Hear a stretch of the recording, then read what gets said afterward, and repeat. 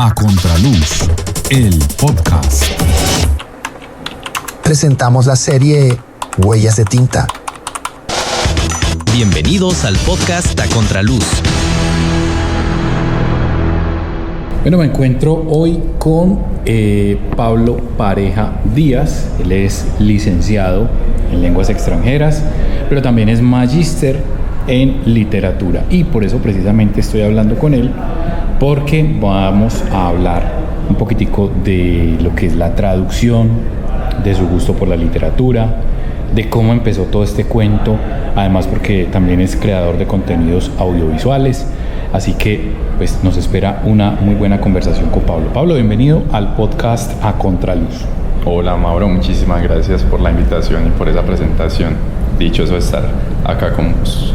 Bueno, empecemos, Pablo. Como siempre, la entrevista se estructura en 3 partes y la primera parte es un tema personal, y siempre empiezo preguntándole a la gente por cuál es esa anécdota representativa de la infancia. ¿Qué recordás? No sé, puede ser alguna pilatuna, pero puede ser algo que te haya marcado, no sé. Sí, en cuanto al mundo de las letras, puedes ir a literatura, yo creo que hay una anécdota muy bonita que tiene que ver con un libro de Michael Ende que se llama La historia interminable, o La historia sin fin, a veces lo han traducido así. Pues el man lo escribió en alemán, ya eso después pasó al inglés, y creo que es del inglés que nos llega a nosotros acá en Colombia. La profe nos leía, yo estaba en cuarto, quinto de primaria, y nos leía un capítulo por día. Entonces cuando uno es pequeño, pues la literatura poco o nada le interesa, pero el hecho de que sea una actividad, digámoslo, pasiva entre comillas, donde vos estás netamente imaginando y la profe te está leyendo, es un poco más interesante. Además que uno como niño, pues solo que lo que le metan ahí de combustible, uno lo pone a volar y se imagina todo con una vivacidad increíble. Y pues ese libro se basa justamente en eso, ¿no? En la capacidad imaginativa del niño que se llama Bastián Baltasar Bux, y que se encierra a leer por allá, ¿cierto? No sale hasta que no salva este reino de fantasía. Y yo esperaba todos los días como esa primera hora de clase para la lectura, con unas ansias que yo me desconocía, porque digamos no fui un niño de esos que naturalmente parecían querer leer y querer escribir, sino que para mí era muy normal. Entonces eso fue un episodio clave. Yo recuerdo que cuando estábamos acercándonos hacia el final, yo estaba muy triste, genuinamente triste, porque sabía que se iba a terminar la obra. Pero también recuerdo dentro de esa experiencia el primer momento, porque cada capítulo en ese libro tiene una gran letra inicial, que es la primera letra del capítulo y que está en orden alfabético. Entonces el primer capítulo comienza con una palabra que comienza con A, y hay una A enorme con dibujos de todo tipo que involucran a los personajes de la historia. Yo no sé, entonces yo siento que eso, sumado al hecho de que la profe lo contaba muy bien, a mí me plantó una semillita que yo pues no percibí en ese momento como buena semillita. Pues más tarde es que uno vería que ese tipo de cosas le tramaban. Entonces La historia interminable ha sido para mí el gran momento de la infancia en la escuela, de hecho. Después de eso, ya, ¿cuál fue tu, digamos, siguiente momento ya como de contacto con los libros, ya como por tu cuenta? ¿Y cuál fue esa obra pues siguiente, hablando después de La historia interminable, que te marcó? Se demoró porque pasó eso y fue muy significativo, pero no caí en cuenta. Muchos años después, en una feria de la ciencia que hizo una profesora del colegio muy tesa, Mercedes Arroula, que tiene un proyecto de meteorología y de análisis de suelos allá en Jardín, Antioquia, de donde vengo yo, con la NASA. O sea, la profe es un cohete, como para utilizar el léxico de la NASA, ¿cierto? Sí. Ella trabajó un montón de gringos y organizó una feria de la ciencia, pero una cosa tipo película hollywoodense. Entonces uno veía que stands de no sé qué, hablando de volcanes, de estrellas, había talleres de inglés, talleres de una cosa, talleres de otra.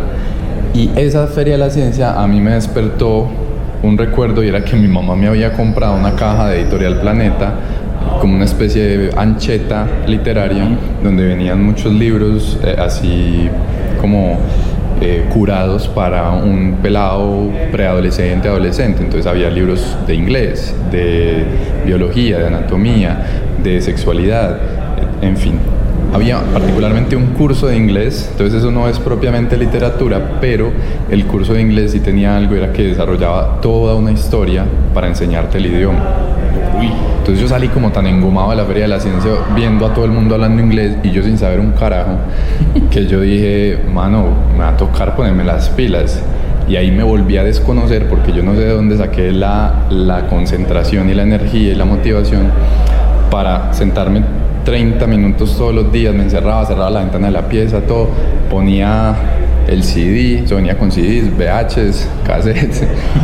Entonces ponía el CD y eso era un aplicativo de Adobe, entonces se lanzaba y era la historia de esta peladita venezolana que iba a emigrar a Estados Unidos como au pair, que era para estar como con una familia y todo, y te enseñaban todo lo gramático, todo lo lexical a través de la historia de esta pelada. Entonces, si bien no era literatura directamente, yo creo que tenía un relato que es como esencial para la literatura, que fue lo que me enganchó con eso. Entonces siempre estaba ahí en el subfondo esa vaina. ¿Y cuánto llevabas con la ancheta de Planeta sin o sea, cuánto llevaba archivada? Sí, yo creo que sus buenos 4 años. Sí, mi mamá ya además quedaba por perdida esa platica. Se perdió la platica. Sí, pero no, yo fui como cayendo en cuenta, igual uno es un pelado, entonces uno pues no tiene como dimensión de las cosas. Y sí, yo completé todo el curso y ya para 11, hombre, pues no tenía el nivel, pero tenía un nivel que era considerablemente más alto que el de mis compañeros. Y ahí fue también que me fui cayendo en cuenta pues de los privilegios que uno puede tener socialmente y que influyen en su educación, al fin de cuentas. O sea que entonces podemos deducir que ahí salió como tu interés vocacional por seguir una licenciatura enfocada a las lenguas extranjeras, ¿o no fue con eso? En realidad no, eso fue una magia. Ya. Porque ahí se plantó como las bases lingüísticas, la competencia, la habilidad lingüística con el inglés. Pero yo juraba y rejuraba que yo iba a ser un ingeniero ambiental. Contanos cómo fue. Porque con esta profesora que te comentaba, Mercedes Arrubla, yo ingresé al proyecto que me interesaba mucho por la forma en que ella enseñaba las matemáticas. Ella tenía un lema: pasar de la matematefobia a la matematefilia, analizando fenómenos. Bastante ambiciosa. Parece sí, total, porque pues si hay algo que a uno no le gusta en el colegio, creo yo, son las matemáticas. Sí. Hay 2 o 3 personajes pues que son brillantes y que sí les gustan, pero al resto somos como, ay no, qué dolor de cabeza. Sí, total. Entonces yo estaba en el proyecto con ella, muy enganchado, mirando para el cielo todo el día, ¿cierto? Con los pies en la tierra, pero mirando para arriba siempre, que cúmulos, estratocúmulos, cirroestratos, todos los tipos de nube, que va a llover, que tanto, que tin. O sea, todo el bachillerato en esas, yo juraba que iba a ser ingeniero ambiental. De hecho, me presenté a la de Antioquia y a la Nacho, al mismo programa. Puse en cada una su respectiva segunda opción. En la Antioquia fue educación física, nada que ver. Y en la Nacho fue historia, tampoco, pues nada que ver. Pasé a la segunda en la Nacho y pasé aquí a ingeniería. Ay, no digas. Primer semestre. Bueno, de hecho, sí, casi le doy al segundo semestre, pero podríamos decir que no. Efectivamente fue un primer semestre en el que muy rapidito me di cuenta de que eso no era lo mío. Esto no es lo mío. ¿Y no intentaste con historia en la nacional? Fui a las inducciones, fui a todo, pero como pasé a la gran carrera de ingeniería ambiental, que era mi vocación según yo, sí. Yo dije, no, pues ya está, ¿cierto? Además que yo en el fondo siempre quise la UDA, sí, más que la Nacho. Pero a la vez que estaba yendo a las clases de geometría euclidiana, descubriendo la física y no sé qué, estaba por las noches yendo a clases en el Colombo Americano de inglés. Seguías con... Ajá, seguía insistiendo, pero yo me decía, no, eso es un extra, eso es un plus, sí, porque todo el mundo tiene que hablar inglés. Pero no, resulta que eso lo que estaba haciendo era reafirmando mi decisión incorrecta de haber escogido ingeniería ambiental. Entonces no me arrepiento porque por ese tipo de cosas uno tiene que pasar, pero sí fue, claro, una revelación del man. Epifanía, no, aquí ya no fue. Un día en una clase de inglés justamente, pero de la universidad, Sí. con un profesor terrible que siquiera no me acuerdo el nombre, y si me lo acordara, como dice el Quijote, no quisiera hacerlo. Sí. Yo dije, no, ¿qué es esto tan horrible? Y dije, esto no va a ser, no sé qué va a ser, pero no va a ser. Entonces busqué dentro de mí y dije, esto parece bien, licenciatura en lenguas extranjeras, suena bien, eso es plural, o sea que es más de una, va a valer la pena. Pero sin saber mucho, me puse a estudiar otra vez para el examen, porque eran pocos cupos, Claro. en fin, y volví a presentarlo, volví a pasar. Y ahora Y ahí sí pasaste. ¿Y qué pusiste esa vez de segunda? Esa vez, yo creo que esa vez puse traducción, Ya. pero eso no se hace, ¿cierto? Para que sepan, porque hay carreras en la UDA por su número de permitidos, que no dejan segunda opción. O sea, tú no puedes poner medicina como segunda opción, por ejemplo. Ah, bueno, eso es importante aclararlo, porque yo creo que hay gente que no sabe eso. Sí, exacto. Entonces hay unas cuantas, no son muchas, pero curiosamente son las que tienen puntajes de corte muy altos. O sea, no puedes poner derecho de segunda opción, Eso. por ejemplo. Ni medicina, ni traducción, ni lenguas extranjeras, licenciatura en lenguas extranjeras. Porque eso también implicaría que podrías presentarte a un programa que tenga un puntaje de corte muy bajo y después pedir una transferencia. Ah, ya. Eso tampoco se puede hacer. O sea, pasas por primera opción o no pasas. Esa es como la cuestión con esas carreras. En la serie Huellas de Tinta hablamos de literatura, libros, autores y autoras, lectores y lectoras, y en general, de todo el ecosistema del libro. Sigue y escucha todos los capítulos en tu plataforma favorita. Esto es A Contraluz, el podcast.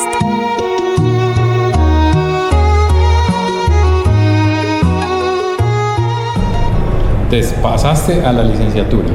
Sí, señor.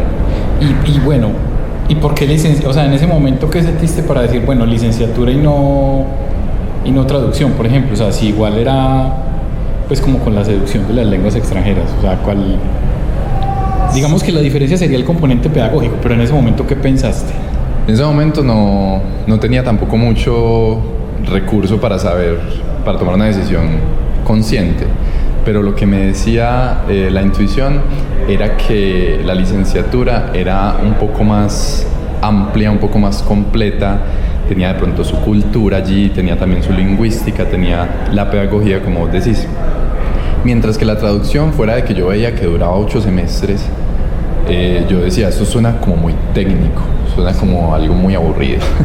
Sí. Porque yo tenía una idea del traductor, que es un arquetipo muy común, el traductor solitario, ¿cierto? Sí. Allá encerrado, fumando, y bueno, una especie de vampiro, pues hay una cosa muy rara.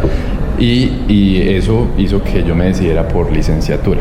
Además de que, creo que inconscientemente, está el hecho de que mi mamá es docente de español y literatura de la Universidad de Antioquia, o sea, ella se graduó aquí y enseñó en el colegio donde yo estudié. Entonces siempre tuve la figura. Pero vení, eso está muy interesante. O sea, contanos esa parte y ya hacemos un pequeño paréntesis. ¿A vos te dio clase tu mamá? Sí, señor. ¿Y cómo es eso? Porque yo también tuve mamá docente, pero pues ella nunca quiso yo estudiar en el colegio donde ella daba clases. Pero ¿cómo es eso que a uno le dé clase a la mamá? O sea, ¿no le hacen mucho bullying los compañeros y le dicen como, usted lo pasa más así fácil? Exacto, no lo recomiendo. A ver, a mí me parece que mi mamá es una excelente profesora y tanto como asesora, como motivadora, como todos los roles que tiene que tener un docente, yo pienso que es muy buena. Pero el hecho de que fuera mi mamá, claro, me provocaba, incluso sin tener en cuenta el bullying, una cuestión ahí en mí. Por ejemplo, yo estaba en el salón y yo quería hacerle una pregunta genuina sobre algún tema, y yo empezaba, ¿digo mamá o digo profe? Digo profe. Porque si digo profe es como, pero ¿por qué no le dice mamá si es su mamá? Si es su mamá y todos sabemos que es su mamá. Exacto. Y si se le dice mamá, ¡ay! La mamá. Pelo. Entonces yo me quedaba callado, esperaba que ella me mirara y con la mano le decía que viniera, que tenía una pregunta. Entonces sí, en realidad... Pero pues, eso hubiera equivalido a decirle mamá, ¿no crees? yo creo, sí. No, uno sufre mucho, pues, pero igual es bien, o sea, no es una cosa, pues, que tortura, no, es bien. Sí le decían a uno como, pues que usted no tiene que hacer nada. No sé, usted no tiene que hacer nada, es muy fácil. Pero en realidad ella, por ejemplo, no me acordaba de ningún trabajo que tenía yo que hacer. Y yo a veces llegaba al salón y no había hecho la tarea de la materia de ella. Uy. Y ella obviamente sabía que yo no la había hecho. Claro. Porque nunca me vio hacerla. Pero tampoco me dijo, hey, no se le olvide que mañana hay tarea. Mal, le reviso. Ella siempre tuvo eso y alguna vez me lo dijo explícitamente ya cuando estaba como en 11. Me dijo, no, es que de hecho no es como un mismo trato, es incluso un trato mayor, un trato más exigente por ser el hijo, porque no quiero que piensen que usted está ganándose las cosas por ser el hijo. Por ser el hijo, total. Sí. Así es. Bueno, ahora sí, volvamos al tema de la licenciatura. Entonces, empezaste la licenciatura y ¿qué tal? O sea, ¿qué tal fue esos primeros contactos? Fue muy bacano porque fue un choque, o sea, fue un giro de 180 grados con respecto a las clases que ya había experimentado en la U en ingeniería. Sí. O sea, salones donde se sentía las ganas de estar ahí de la gente que estaba ahí. También salones mucho más pequeños, entonces una cierta familiaridad, cercanía con el profe o la profe y con tus compas. Y una de las primeras clases, no fue la primera, pero una de las primeras clases fue comunicación oral 1 en francés, que ahí en el pensum decía L2, yo no sabía que era L2, yo sabía que había inglés, pero ¿qué era L2? Lengua 2, bueno. Lengua 2. Entonces llega la profe Denis, colombiana, pero con un nivel excelente, o sea, es una cosa brutal, y nos habló un total de 0.0 palabras en español. De pe a pa. En primer semestre. En primer semestre. Hijo. Y era como un estrés, pero los que de pronto estábamos como comprometidos con la causa, estábamos sabiendo que era un estrés necesario, como que yo tengo que rascarme un poquito el coco, entendiendo qué es lo que me está diciendo, porque me está haciendo mimerías para que yo entienda, me está dibujando, me está hablando lento, me está repitiendo, pero yo aún así no entiendo. Claro. Y uno tiene que enseñarse a uno mismo y también con la ayuda del profe que uno no tiene ningún problema, que eso no es una falta de uno, que eso hace parte del aprendizaje, ese preguntarse, ese no saber, ese cuestionarse. Y eso fue esa primera clase y de hecho pues de ahí para adelante todas las clases con ella, hasta que bueno, el cerebro dice, pues madre, tocó sacar aquí el nitro y ponernos las pilas. Esa profe y experiencias como esa hacen que el primer semestre fuese duro, pero muy aprovechable. Y en cuanto ya a la literatura, ¿cómo siguió esa relación? Porque digamos que había sido como indirecta, sí, ¿cierto? Hasta el momento, pero ¿cómo ya empiezas a pensar en temas literarios? Bueno, otro salto, ¿no? Porque lo de la historia interminable, momento como de pasividad, después el curso de inglés, pasividad. Y una cosita que se me olvidó decirte ahora es que lo que sí me decía y me insistía mucho mi mamá era todos los días lea. Sí. Todos los días lea, aunque sea un poco. Y uno de los libros que venía en esa ancheta era, sí, no recuerdo el nombre exacto, pero es de Ana Botella. Es un libro, es un ladrillo, o sea, es literalmente el tamaño de un ladrillo, porque tiene una cantidad de cuentos impresionantes. De hecho, creo que tienes un cuento por día, entonces tiene 365 cuentos. Y antes de iniciar cada cuento dice el tiempo estimado de lectura del cuento. Y está diseñado para que no te demores más de 15 minutos leyendo, son cuentos cortos o adaptados. Dice como los temas, los personajes, o sea, te prepara un poco y después lees el cuento. Es muy pedagógico y aunque yo era muy perezoso, yo intentaba siempre leer un cuentecito y Y bueno, eso se va quedando finalmente, como la costumbre Claro, de porque leer. es una rutina que vas Pero también te enseña como el metalenguaje de la literatura, o sea, personaje, relato, narrativa, trama, todo eso. Cosas básicas, pero que se quedan allí. Y bueno, entonces ya saltando a la universidad, encuentro otro momento que es un curso de introducción a la literatura, que ya no está, de hecho. El pensum se renovó en el programa y ya no existe propiamente una materia que se llame ni introducción a la literatura ni literatura, lo cual es muy triste, pues, una cosa llorable, pero se supone que lo tiene que ver al interior de los cursos de lengua. Entonces ya queda a criterio de discreción de cada profesor y eso es muy volátil. Sí, bastante.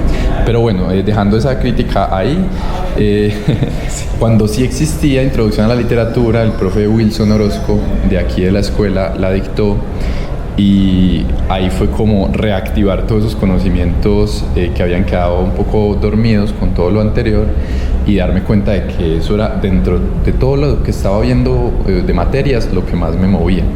Además que el profe tiene también una pasión por el cine y conjugaba ambos mundos. Entonces nos hablaba de cine y literatura, de referencias intertextuales entre lo uno y lo otro.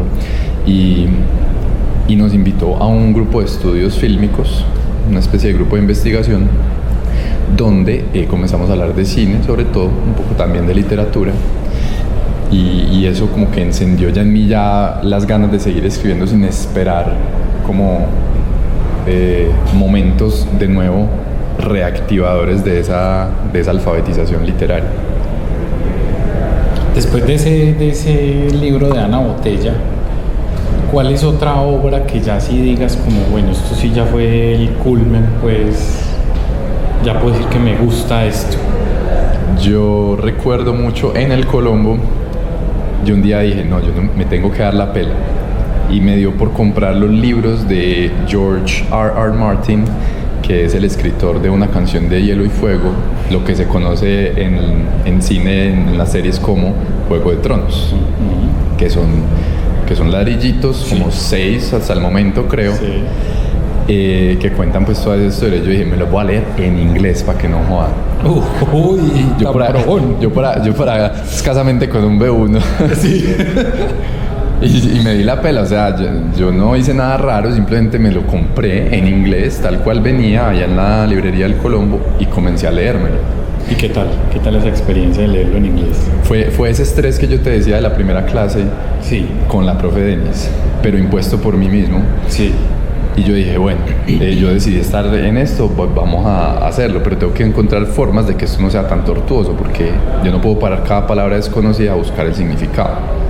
Nunca voy a llegar al final y se me va a perder el momentum de la lectura. Y son bastante largos. Y son muy largos, o sea. Entonces yo dije, no, voy a hacerme loco y voy a hacer de cuenta que las palabras que están apareciendo las entiendo. Y evidentemente comprobé empíricamente que hay una cierta cantidad de palabras que, como dice la gente, por contexto se deducen.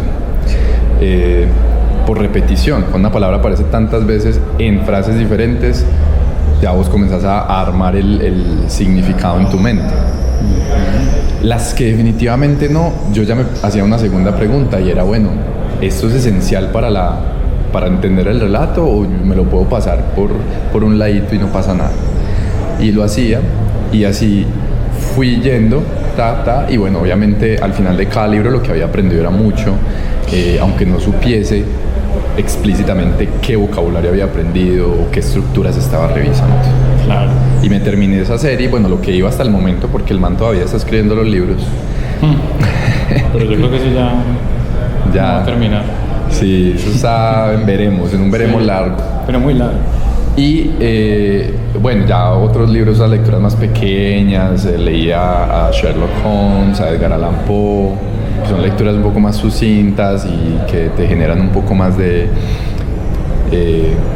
digamos, terminar la lectura y decís, wow, siento que aprendí un montón, que avancé un montón, porque como son cuentos, pues es una unidad muy cerrada, muy delimitada, mientras que las novelas, pues es una cosa más larga. Entonces sí, ya como libros así que me acuerdo particularmente esos. Por allá por el francés, una vez me dio por aventurarme con El Principito en francés y fue no fue tan tortuoso, ya había adquirido un cierto nivel y El Principito, bueno, se le reconoce mundialmente su lenguaje, entre comillas, simple. Sí. Aunque en francés, por ejemplo, se utiliza una cosa que se llama el passé simple, que es el pasado simple, que para los estudiantes de francés no es nada simple. En realidad, es un pasado que no se utiliza sino en la literatura. Entonces se forma a partir de sufijos que los estudiantes no están acostumbrados a ver. Ergo, yo tampoco estaba acostumbrado, pero me tocó acostumbrarme, porque en francés lo que se utiliza es el passé composé o pasado compuesto, que es como el equivalente nuestro del pretérito perfecto. Es decir, hablar como los españoles, ¿cierto? Yo he terminado, yo he hablado, sí. Con un auxiliar y con un verbo principal. Entonces sí, El Principito lo recuerdo mucho por eso, además que es un como relato y como metáfora, pues todos sus personajes los guardo en el corazón siempre. Estamos presentando A Contraluz, el podcast. Lo que nos gusta, lo que nos interesa, lo que nos mueve, lo que nos hace pensar. Todos los temas y todas las historias están en A Contraluz, el podcast. Escúchalo en tu plataforma favorita.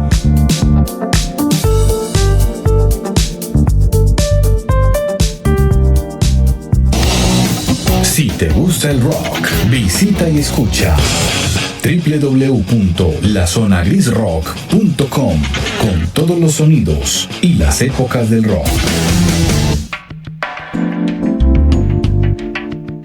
Recuerda seguirnos en las plataformas de escucha. Califica nuestro programa en Spotify. Suscríbete a nuestro canal en YouTube y déjanos saber tu opinión sobre nuestros episodios para saber si estos contenidos son de tu interés. Recuerda, esto es A Contraluz, el podcast.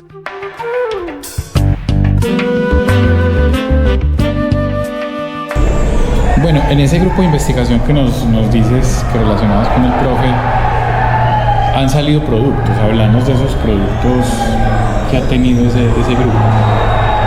El grupo ha trabajado sobre todo cine desde una mirada que se llama el análisis textual. Y el análisis textual es de un catedrático de España, de la Universidad Complutense, si no estoy mal, o Rey Juan Carlos, que se llama Jesús González Requena, y el análisis textual lo hace a partir de fotogramas. Entonces, él toma un fotograma como si fuese una pintura, o sea, haga de cuenta que no hay más y analice esto, analice composición, analice colores, analice cómo se conjuga eso que está viendo con la banda sonora, con el relato en su totalidad. Entonces han salido artículos basándonos en esa metodología,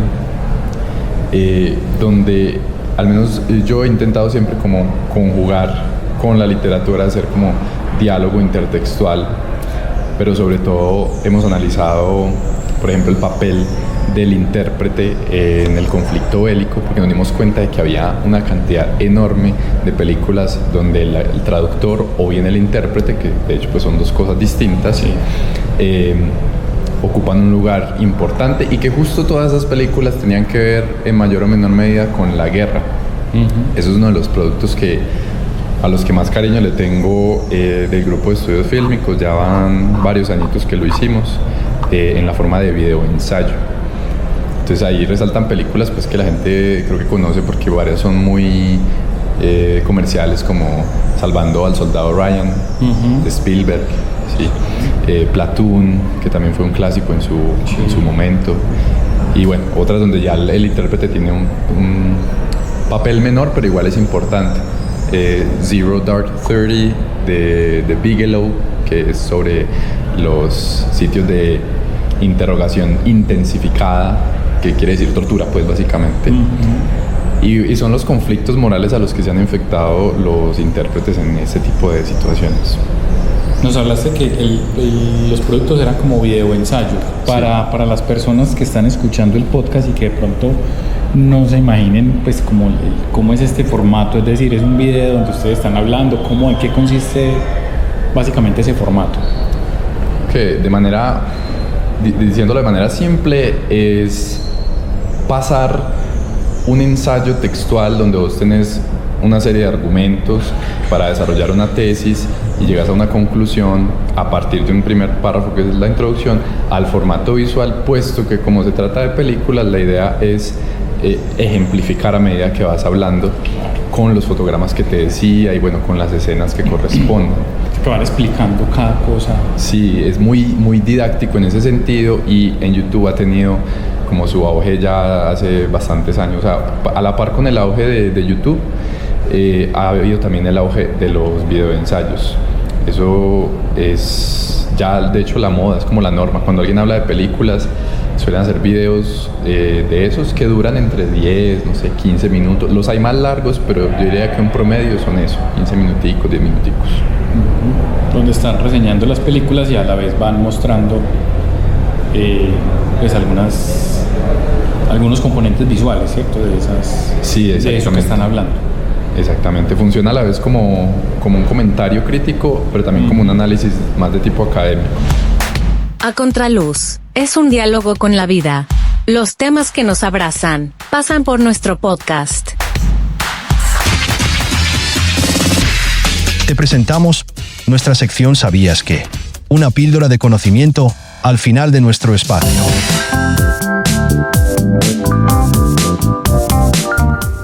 Y en nuestra sección ¿Sabías qué?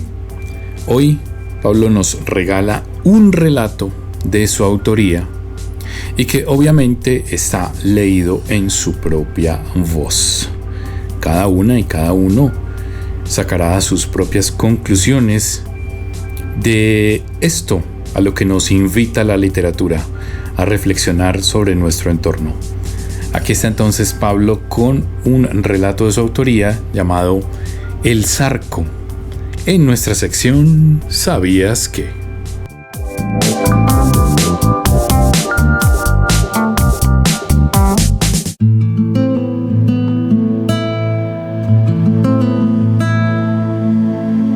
El Zarco. Primo, te escribo para decirte que el frijol no se vendió bien, ni se vendió barato, sencillamente no se vendió. Le salieron raíces ahí desparramados sobre el mesón. Las naranjas se pudrieron, fueron las primeras, y un montón de gusanillos habían ya consumido unos 3/4 del costalado tumbado al lado de la puerta. Y el cilantro, la cebolla, el apio, el brócoli, en fin, se hundieron todos en una plasta marrón viscosa. Aunque decir marrón es simplificar, más bien era un charco iris de contrarios. Lo que era claro se había enmugrecido y lo oscuro pintaba ya hongos blancuzcos. Las frutas y verduras se distinguían por oposición de colores, como revelando el negativo de una foto que nadie quisiera tomar. Todo lo que quedó siguió su existencia con una naturalidad que, por un rato, no quise recogerlo. Del suelo subía un olorcito que picaba en los bordes de la nariz, y sabía que no todo lo descompuesto era mercancía podrida. Pero ahí estaba yo en el medio, embelesado con semejante desparrame, como que me revolvía la memoria. Sabía que de allí brotarían más raíces, más gusanos, más olores, más y más y más. Y si se le diera suficiente tiempo limpiarlo, sería una afrenta contra la belleza entrópica de la naturaleza. Te juro, primo, que en lo que me duró el embeleque, la revueltería me olía a monte, a pulpa y a musgo, al compost que papá tenía en la finca detrás del beneficiadero. Me olía a mijo, ese hueco descompone y recompone de todo, no es sino que lo tape bien. Recogí recordando esa frase, lagrimeando y sabiendo que ese compost no iba a recomponer a nadie sin importar cuánto tiempo pasara. Pero también sabía que nada ni nadie se muere realmente cuando lo que lo compone es la vida misma. Y papá era eso, primo, pura vida. Sentía que él estaba debajo de la podredumbre, bien tapado, recomponiéndose o decomponiéndose desde la tarde en que llegó el mayorista con el surtido para la semana, atiborrado hasta el techo del camioncito. El surtido era un ritual. Sintonizábamos el partido de ese día. Él se compraba un litrón de cerveza y descargábamos el carro juntos. Ese día puso el partido a todo volumen para escucharlo mientras bajaba el revuelto y yo le acomodaba en las canastillas de adentro. Él bogaba el litrón mientras esperaba que yo apilara la mercancía. Con cada trago aprovechaba para desatrasarse en la respiración y entornar los ojos desde el carro para ver 2 o 3 pases del partido, con lo aunque tenía más que información suficiente para juzgar el rendimiento físico y la disposición táctica, el estado anímico y hasta la condición del terreno de juego de ambos equipos y por lo tanto para determinar el resultado del partido. Nunca le atinaba. A ratos se lo achacaba a un cambio inesperado en la alineación y entonces era culpa del profe y a veces le tocaba el turno al árbitro, también referido como profe, que al parecer habían comprado. Siempre pasaba algo y papá salía bien librado. Descargando los plátanos alguien llegó, un hombre que desde adentro no vi pero cuya voz ronca escuché. Profe, ¿cómo lo ve? A papá también le decían profe. ¿Sí se gana hoy?, dijo el tipo sin asomarse como para poder ver el televisor. 3-1, póngale la firma, respondió papá sin voltearse. Y pasándome los últimos racimos verdes le preguntó: ¿qué va a llevar, amigazo? Y la voz dijo, desde más allá del camioncito: nada, hágale tranquilo. Veo que le está yendo muy bien, Zarco, carrito nuevo y todo. Ahí sí papá se enderezó y giró. Yo aún no veía al tipo, pero sí el pavor en los ojos verdes de papá. Bajó el volco, entró al negocio y cerró la puerta. Por la rendija vi unas botas arrimarse mientras la misma voz ronca decía: ¿qué pasa, Zarco? Ni que hubiera visto un muerto. Vi tibiarse la cerveza en el silencio y el desespero de papá, empacando cuanto podía en los costales vacíos. Arrumaba 2 o 3 camisas y corría a asomarse por la rendija pisteando las botas. Cuando creyó no verlas más, agarró un costal en cada mano, abrió por fin y lo lanzó al camioncito desde el umbral de la puerta. Volteó y por primera vez en mucho rato habló. Hacía un gesto hacia él con la mano izquierda mientras agarraba un machete en la derecha y me susurró sin despegar las palabras: mijo, móntese ya, ya, ya. Le alcancé la mano, me tiró fuerte la muñeca, me soltó justo después. Primero cayó el machete, luego papá. Cuando estuvo desparramado en la acera, entre la puerta del negocio y el carro, terminaron los disparos que yo no había oído comenzar. Y entonces oía solo el partido con sus narradores que tampoco despegaban palabra. Me fui a la casa y al pueblo. Estando fuera aprendí que casi todos, hasta los que salieron escupidos como yo, hablaban del pueblo como su hogar. Mi hogar, en cambio, murió baleado en la acera con los ojos esmeralda abiertos, primo. ¿Cómo puede algún sitio ser hogar en esta tierra? La tierra del autogol que te sentencia a 6 balazos.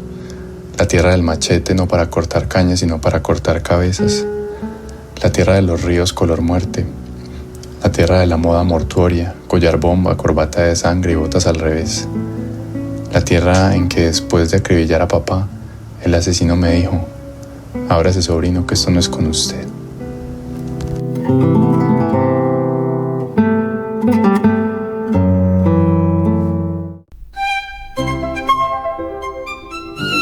Grandes personajes pasan por A Contraluz, el podcast.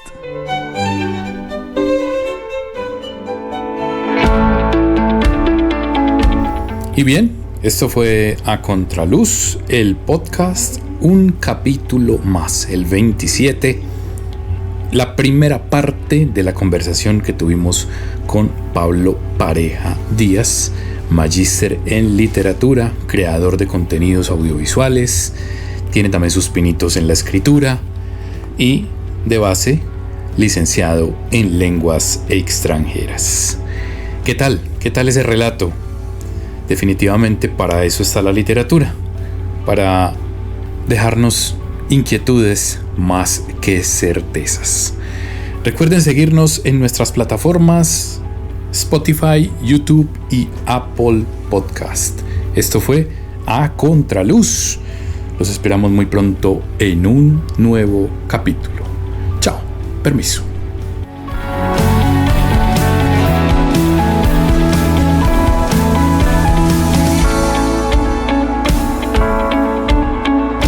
A Contraluz, el podcast.